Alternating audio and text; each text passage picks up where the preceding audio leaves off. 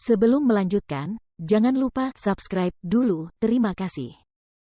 Bab 62 Pasar Gelap Bawah Tanah.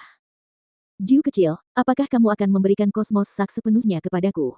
Bagaimana dengan dirimu sendiri? Guan Xilin membuka kantong kosmos dan selain melihat gulungan kultivasi mental yang bertuliskan, api mengamuk naga dan harimau, di sampulnya, dia melihat cukup banyak barang berharga dan uang beserta beberapa botol dan kaleng lainnya, yang membuatnya mendongak dengan bingung dan bertanya, mengapa kamu memberiku begitu banyak barang? Dia mengeluarkan gulungan itu untuk melihatnya dan matanya membelalak tak percaya. Kultivasi mental kelas surga. Aku melihatnya dengan benar, kan? Untuk gulungan kultivasi mental seperti ini, diyakini bahwa bahkan bangsawan dari negara Sun Glory tidak akan mampu memiliki satu pun dari ini. Harus diketahui bahwa gulungan kultivasi mental kelas surga adalah harta karun paling berharga di antara harta karun lainnya dan mustahil untuk menemukan satu gulungan pun di negara yang berperingkat sebagai kelas 9 yang rendah. Lalu, dari mana dia mungkin mendapatkannya? Pada saat itu, tangan yang memegang gulungan kultivasi mental sedikit gemetar, sangat bersemangat dan tiba-tiba hampir terasa seperti sangat panas. Tak disangka dia akan sangat beruntung bisa melihat gulungan kultivasi mental kelas surga. Sungguh luar biasa. Benar sekali, ini adalah gulungan kultivasi mental kelas surga, dan juga menumbuhkan kekuatan, yang sangat cocok untukmu. Dia tersenyum dan berkata, lenganmu membuatmu tidak mungkin berlatih seni bela diri dan ilmu pedang sekarang, jadi berhentilah melakukannya untuk sementara waktu. Gunakan waktu untuk menghafal gulungan kultivasi mental sepenuhnya terlebih dahulu, dan aku akan memberimu gulungan kelas surga lainnya untuk seni bela diri saat waktunya tiba. Gulungan kultivasi mental itu ditemukan di antara barang-barang yang diberikan gurunya kepadanya dan dia pikir gulungan itu sangat cocok untuk Guan Xilin, oleh karena itu dia membawanya keluar.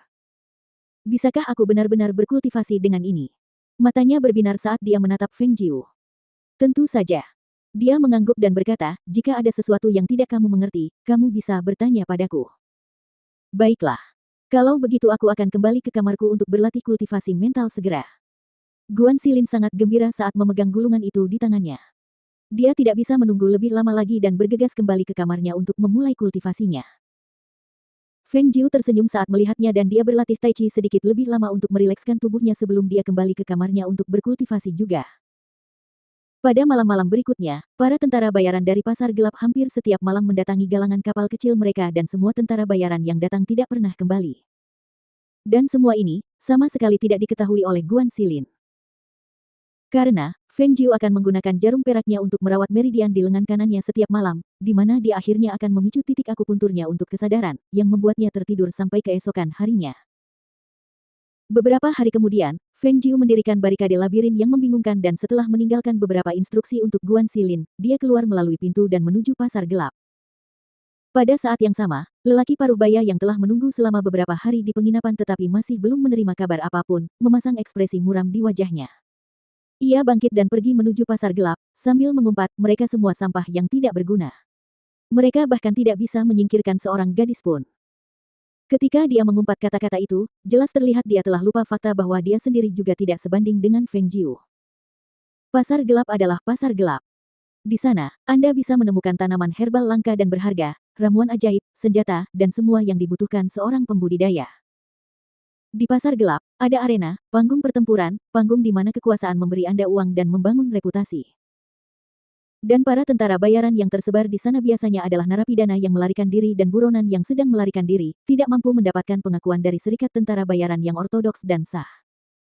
Di pasar gelap bawah tanah ini, ada beberapa yang beroperasi sendiri, sementara beberapa bergabung dalam kelompok kecil yang terdiri dari 3 atau 5 orang, dan tugas yang mereka terima selalu berupa misi pembunuhan yang tidak akan diterima oleh serikat tentara bayaran yang sah. Di sini, mereka hanya mengenal uang, dan bekerja hanya untuk uang.